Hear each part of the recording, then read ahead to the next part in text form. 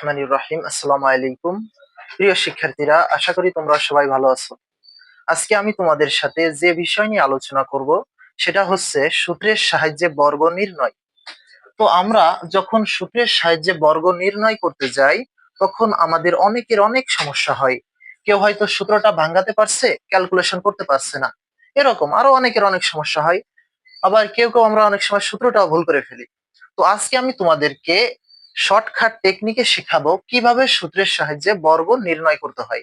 তো সূত্রের সাহায্যে বর্গ নির্ণয় তোমাদের ক্লাস 7 থেকে শুরু করে 7, 8, 9, 10 এরপরে আরো উপর ক্লাসে তো আছেই।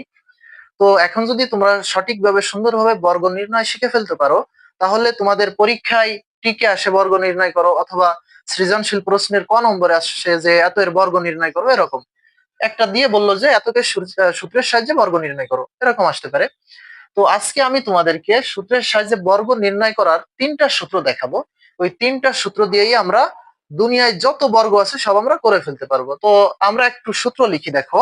তো 1 নম্বরে যে সূত্রটা রয়েছে সেটা হচ্ছে এ প্লাস বি তার হোল স্কয়ার সমান a square plus 2ab plus b square.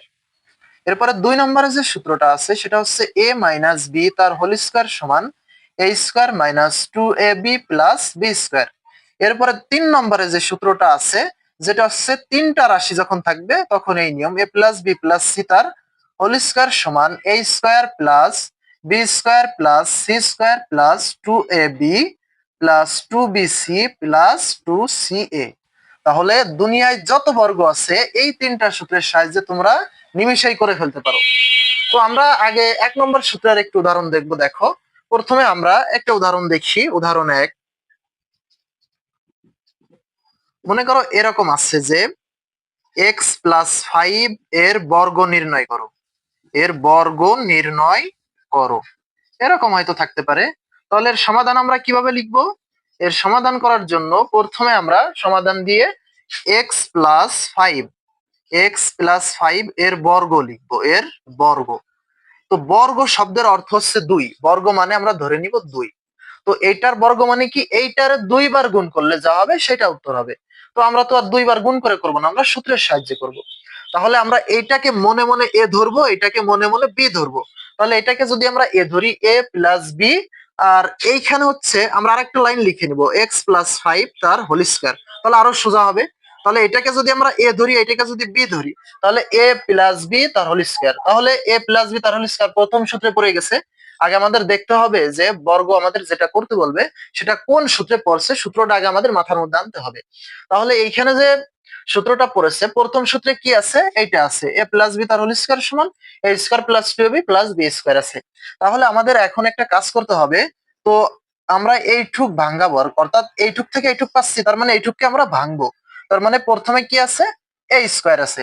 তো এ স্কয়ার মানে এক্স এর স্কয়ার দিব আমরা, প্লাস 2ab এখানে 2ab মানে 2 গুণ a গুণ b। এখন গুণ তুমি এরকমও দিতে পারো অথবা ইনটু আকারেও দিতে পারো, এটা এতে কোনো সমস্যা নাই। তো আমরা ইনটু আকারে দিই 2ab, a মানে x, b মানে হচ্ছে 5, এরপরে b স্কয়ার। এটা হচ্ছে সূত্র ভাঙানো হয়ে গেছে। এখন পরীক্ষায় যদি তোমরা এই পর্যন্ত করো তাহলে 1 নম্বর পাবা। কতে যদি আসে 2 নম্বরের ভিতরে যদি সূত্র ভাঙতে পারো 1 পাবা, আর ক্যালকুলেশন করলে আর 1 পাবা, 2। আর টিকে আসলে তো তোমার উত্তর বের করে দেখতে হবে, না হলে তো সঠিক উত্তর দিতে পারবে না। তাহলে প্রথমে আমরা ভাঙছি যে a square plus 2ab plus b square. তাহলে x টাকে আমরা মনে মনে এ ধরছি, 5 টাকে b ধরছি। তাহলে এই সূত্র অনুযায়ী ভাঙলে কি হচ্ছে, আমরা এই a এর পরিবর্তে লিখছি x, কারণ এখানে তো আমরা মনে মনে x কে a ধরে নিছি, আসলে তো x তো a না, আমরা মনে মনে ধরে নিছি। তো এখন হচ্ছে x square plus 2 into x into 5 into 5 plus 5 এর স্কয়ার, তার মানে a square plus 2b plus b square. এখন এটাকে আমরা ক্যালকুলেশন করব। x রে যদি আমরা স্কয়ার করি তাহলে x স্কয়ার হবে। x এর স্কয়ার মানে কি, যার উপর স্কয়ার থাকবে সেটার 2বার গুণ করব। x এর উপর স্কয়ার বলে x এর 2বার, x গুণ x, তাহলে x স্কয়ার হবে। তো এরপরে কি আছে, এরপরে 3টা গুণ করে দিব, 5 দুগুণী 10 যোগ 10x, এরপরে 5 5 25, এটাই আমাদের অ্যান্সার। তাহলে এটা আমাদের বর্গ নির্ণয় হয়ে গেল। এখন 2 নম্বরে যে সূত্রটি আছে, তো 2 নম্বরে হচ্ছে মাইনাসের। তো যখন মাইনাসে থাকবে তখন হচ্ছে শুধু এইখানে মাইনাস আর পরে প্লাস হবে, এটা মনে রাখতে হবে, আর সব একই নিয়ম। তাহলে আমরা উদাহরণ 2 এ চলে যাই। 2 নম্বর সূত্রের একটু উদাহরণ আমরা দেখি।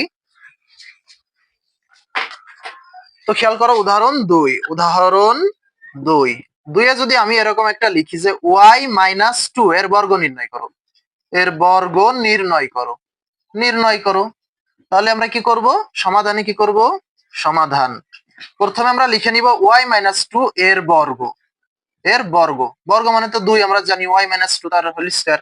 তাহলে এইটাকে আমরা মনে মনে এখন a ধরবো, এটাকে মনে মনে b ধরবো। তাহলে এখন যদি আমরা এটাকে a আর এটাকে b ধরি, তাহলে a মাইনাস b তার হোল স্কয়ার সূত্র পড়তেছে এই সূত্র, a square minus 2ab plus b square. তাহলে আমরা a স্কয়ার, a মানে কত y স্কয়ার মাইনাস 2ab তাহলে 2 into y into 2 plus 2 square, তার মানে a square minus 2ab plus b square. তো এখন ক্যালকুলেশন করো, y square minus 2 দুগুণী 4y plus 2 দুগুণী 4, এটাই অ্যান্সার। তো দেখো যে এই সূত্র যদি আমাদের জানা থাকে আমরা নিমিষেই কিন্তু করে ফেলতে পারবো। আসলে সূত্র ছাড়া অঙ্ক করা কখনোই যাবে না। তোমার যদি সূত্র মুখস্থ থাকে যে কোনো অঙ্ক তুমি এক নিমিষেই করে ফেলতে পারবা ইনশাআল্লাহ। তো আমরা একটু উদাহরণ 3-এ চলে যাই। উদাহরণ 3-এ যদি আমি করি, উদাহরণ 3-এ আমরা গেলাম। তাহলে এখন হচ্ছে 3 নম্বরে যে সূত্রটা দেওয়া আছে, একটা যখন 3টা পদ থাকবে এখানে, তো 1টা 2টা 3টা পদ থাকবে, তাহলে এখন আমাদের একটু দেখতে হবে সূত্রটা কি, a plus b plus c তার হোল স্কয়ার সমান a square plus 2 a square plus b square plus c square plus 2ab plus 2bc plus 2ca। তো এখন আমাদের একটু কাজ করতে হবে। দেখো আমি যদি লিখি যে x প্লাস 2 প্লাস y এর বর্গ নির্ণয় করো, এর বর্গ নির্ণয় করো, তাহলে কিভাবে করব আমরা, তাহলে আগে আমরা লিখে নেব x plus 2 plus y square, তার মানে কি এটারে a ধরবো, এটারে b, এটারে c, তাহলে এই সূত্রই পড়ে গেছে। তাহলে এই সূত্রে কি আছে, a স্কয়ার আছে, আমরা a স্কয়ারটা আগে দিব, a স্কয়ার দিলাম, প্লাস b স্কয়ার দেবো, b স্কয়ার মানে 2 এর স্কয়ার, প্লাস c স্কয়ার দেবো, c স্কয়ার মানে y স্কয়ার, প্লাস 2ab মানে এখানে কত, a মানে x, b মানে 2 আর y মানে c, 2ab মানে 2x2, তার মানে 2 ইনটু x ইনটু 2। এরপরে আমরা যাই 2bc 2 ইনটু 2 ইনটু y, এরপর আমরা যাব 2ca, তার মানে 2 ইনটু y ইনটু x। এখন আমরা ক্যালকুলেশন করব, x রে স্কয়ার করলে x স্কয়ার, 2 রে স্কয়ার করলে, অনেকে এটা ভুল করে যে 2 এর স্কয়ার আছে, এটা স্কয়ার মানে 2 রে 2 বার গুণ, যার উপর স্কয়ার থাকবে সেটারে 2 বার গুণ করতে হবে, 2 গুণ 2, 2 দুগুণী 4। তাহলে এখন কি করতে হবে, দেখো 2 দুগুণী 4 plus y square plus 2 দুগুণী 4x plus 2 দুগুণী 4y plus 2xy, এটাই অ্যান্সার। তো দেখলে এই সূত্র জানা থাকলে আমরা নিমিষেই কিন্তু সূত্রের সাহায্যে বর্গ নির্ণয় করে ফেলতে পারি। তো তোমরা এই 3টা উদাহরণ দেখলে আশা করি তোমাদের এরপর থেকে আর বর্গ নির্ণয়ে কোনো ভুল হবে না। এখন তোমাদের কি করতে হবে, সূত্রগুলো মুখস্থ করে সূত্রগুলো প্রয়োগ করতে হবে। অনেক আছে সূত্র মুখস্থ করে রাখে কিন্তু প্রয়োগ করে না, প্রয়োগ না করলে তুমি তো কিছুই বুঝতে পারবে না কিভাবে এটা করা হয়েছে। তারপরে অনেক আছে সূত্র প্রয়োগ করে ক্যালকুলেশন পারে না, তো ক্যালকুলেশন পারার জন্য কি করতে হবে, বেশি বেশি অঙ্ক প্র্যাকটিস করতে হবে, যত প্র্যাকটিস করবে তত তুমি ক্যালকুলেশন সবকিছু সুন্দরভাবে করতে পারবা। তো আমি এখানে 3টা নিয়মের 3টা তোমাদের হোমওয়ার্ক দিয়ে দিই, তোমরা বাসায় করবা আশা করি। তো দেখো 3টা হোমওয়ার্ক আমি দিয়ে দিচ্ছি এখানে। 1 নম্বরে আমি যদি লিখি যে y প্লাস 9 এর বর্গ নির্ণয় করো, এর বর্গ নির্ণয় করো। এরপরে আমি যদি লিখি যে x মাইনাস 3 এর বর্গ নির্ণয় করো,